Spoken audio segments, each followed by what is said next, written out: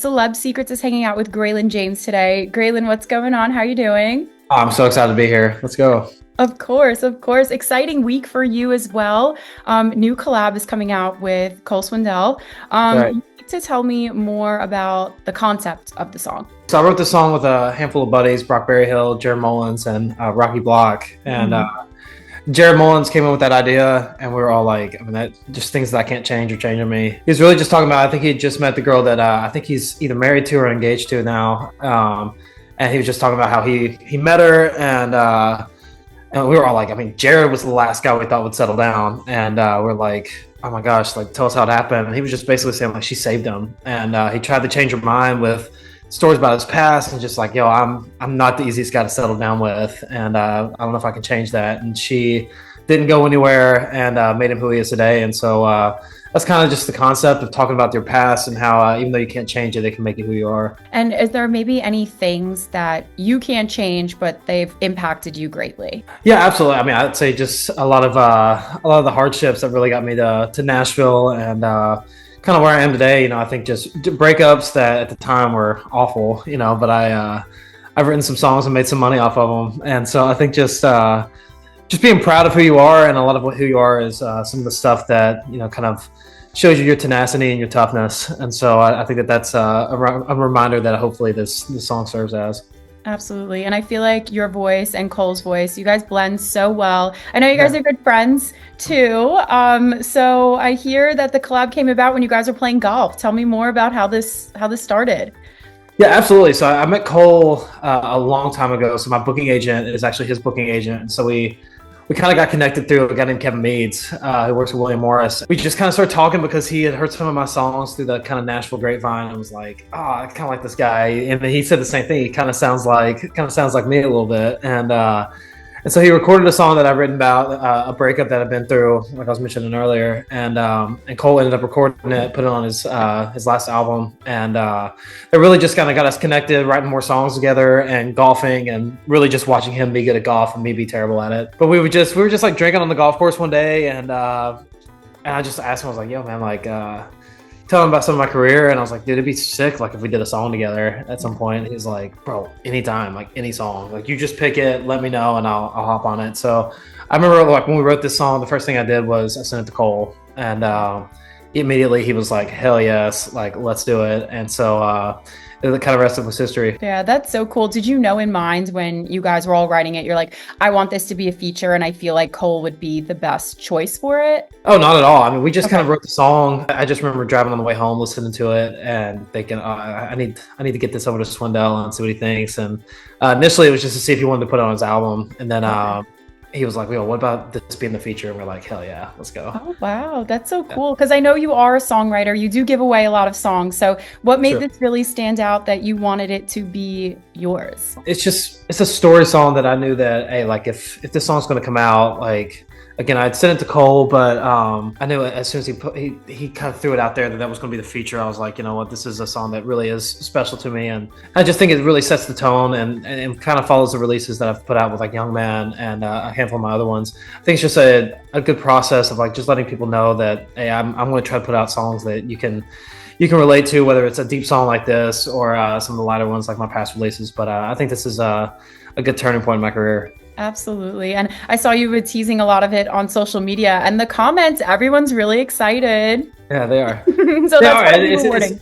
It's super cool. And so I've got some more personality pieces. I golfed with Cole the other day, and we were talking about the song a good bit. So I'm going to be kind of letting people in a little bit more on just the process of him and I's relationship leading up to this song. So it's going to be exciting to kind of let people in on that side of the process. But again, just like putting out songs that I think people care about is always going to be something I'm trying to do, and I think this song absolutely covers that. And it is a storytelling song, like you mentioned. Have you thought of maybe a music video and a concept if you guys have any time to get together to film a video? Yeah, absolutely. I mean, we've got a couple little things and a couple of videos that I think are going to be sick. Not talked about an official music video yet, but if it gets enough traction and people love it enough, I think that's definitely something we'll try to cook up. Right. What would be like the dream concept though? Where would you want to go and film this?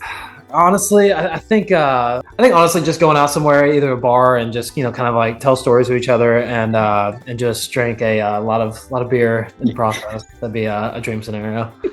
Right? We love that. We love Yeah, it.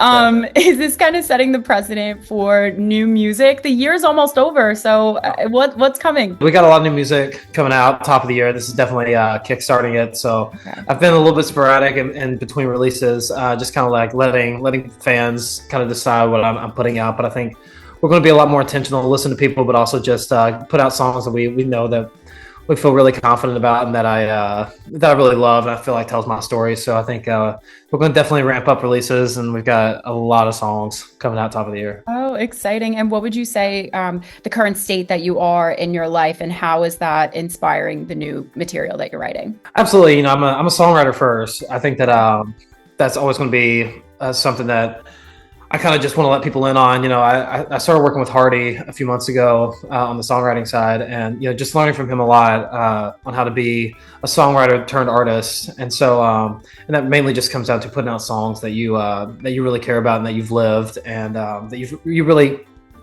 keep close to your heart. And I think that that's going to be something that I'm trying to maintain throughout the next handful of releases. Is just putting out songs that I think really tell my story the best. Oh, awesome. And I know Michael Hardy, he's so creative when he's in the studio, and it's nothing like anyone else does. So are there maybe any like pointers that you learned? Because you said you learned a lot from him. I think it's just, really maintaining like who you are as an artist and as a songwriter. I think that it's so easy, you're on social media. I mean, I watch TikTok before I go to bed, when I wake up, like just as a normal person watching TikTok like everybody else. And so it's easy to get influenced by what somebody's doing that's working and be like, well, maybe I should do that. And then somebody else is doing something else. You're like, oh, well, maybe I should do that too. And kind of just blocking out that noise and just being like, you know what, like I know how to write what I care about and what I believe in. And so just kind of maintaining the straight and narrow with what I do and what I do best is something I learned from him, because he's one of the first guys to kind of do the rock country thing like in our generation, and he's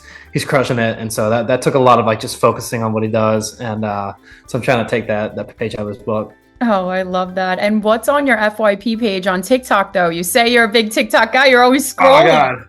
Well, so I just got a new house, just moved in my new house. Okay. And so it's been actually a lot of like couches and like how to like make sure your room doesn't look like a frat house. And so I've been trying to do that. So that way I'm hosting some Christmas parties with my family coming to Nashville. All my family from East Tennessee wants to come here. So I'm just trying to make it not look like a frat house. And so it's like, how to make a room not look like a boy lives there. And so that's what I'm trying to accomplish. And a lot of dog videos. My dog watches TikTok with me. Oh, I love that. So how's like the decorating and the planning going? Are you thinking of certain themes for certain rooms?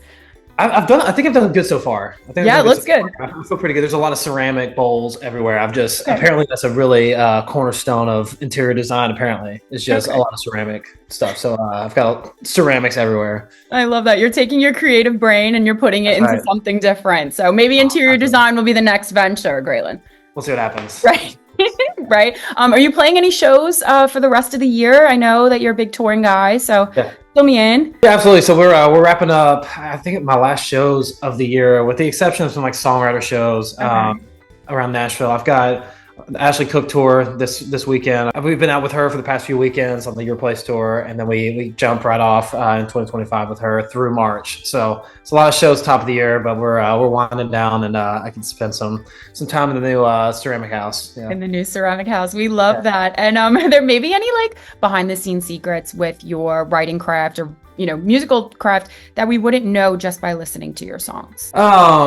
I really encourage people to just go look at the lyrics. I learned from Old Dominion on how to really kind of bury wordplay, kind of write like a poet would, and just kind of like just find a little wordplay, like little puns and stuff. And so I always try to put like little nuggets in there in my lyrics of if you're trying to like find some creative, smart little tricks in songwriting, I always try to bury that stuff in the lyrics. Okay, so little Easter eggs. Yeah, little Easter eggs. Yeah. Okay. Yeah, I mean, you can't be ousting these girls in these breakup songs. You don't want them coming after you. No, that's true. But I also do want them coming. I want them to know that, hey, look, like you got the song about you. I got you. Yeah. Okay.